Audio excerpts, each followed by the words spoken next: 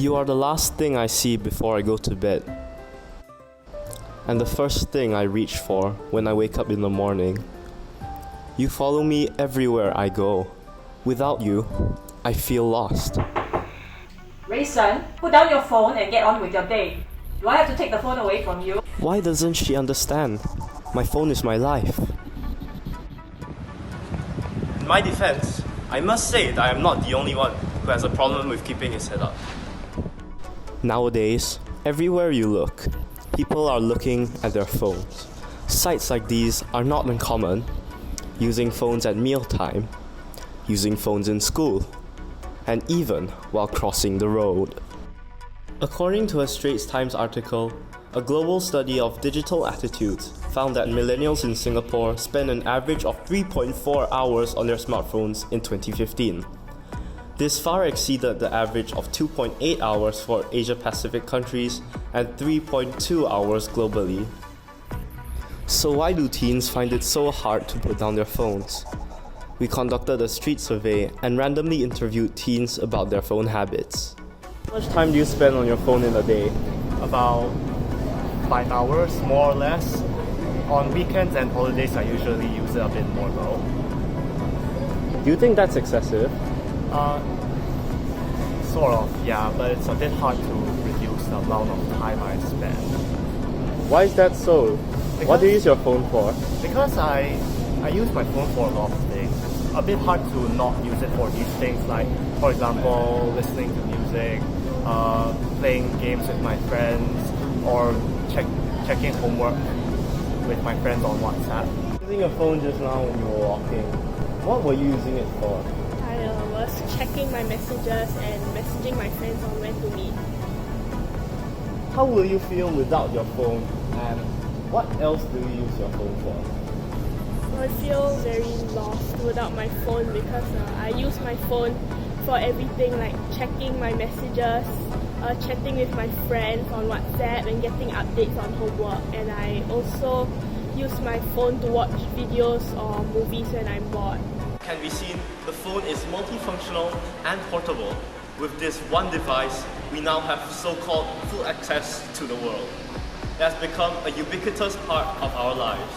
In fact, our attachment to our phones have increased so markedly that many people now suffer from nomophobia, or no mobile phone phobia. This term was coined as more and more people reported anxiety when they were separated from their smartphones. So, other than suffering from nomophobia, how else does this increasing dependency on phones affect teens? We speak to a school counselor, Mr. Zul, to find out more. What are some significant impacts of compulsive smartphone usage on teens today? Firstly, their grades start slipping. They are not functioning properly as a student. Secondly, anyone who has an addictive behavior would start withdrawing into their own world, and that would be problematic because as humans, we are social creatures and we need to interact with people. Lastly, I think the phone in itself may not be an issue, but some apps have shown to cause depression and anxiety in teenagers nowadays. Now, depression is difficult to treat compared to any other physical illnesses and can be chronic. Other than those mentioned by Mr. Zul, there are other deep-rooted issues that arise from excessive phone usage. According to a survey of 3,600 teens in Singapore done by Digital Quotient Institute, 43% of those surveyed said that they have been victims of cyberbullying in the past year, while 16% have come into contact with sexual content through their phones. So, let's see. I did score badly for my recent maths test. Is this why I keep fighting with my mom? Oh dear. I think I better go seek help from Mr. Zul before I fall further into the trappings of excessive phone usage. Do you have any advice for us teens on how we can manage the use of our handphones better? Most students in RI or even across Singapore got their first handphones as a gift because they did well for PSLE. Were they taught how to use their phones properly before being handed the phone? No, they were not taught how to use the phone properly. So as teenagers, if you want to start using the phone properly, get the help of an adult to somehow train or help you to use the phone more responsibly. So it seems the real problem is that we have not laid the groundwork to prepare ourselves for healthy and responsible device use. With this understanding, I hope our school will conduct more lessons, perhaps during CLE, to teach us about digital discipline and how to use our phones responsibly. Some school rules, such as no handphones during school hours, should then be implemented to help us practice what we learn. I have also sat down with my mom to set boundaries and change my digital habits at home.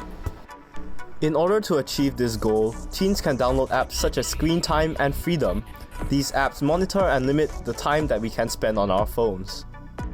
As pointed out by Mr. Zhu, the problem is not the technology itself, but our lack of disciplined use of that technology. If we can recognize this problem and seek necessary training and help, I am hopeful that we can radically change the way that we use our phones.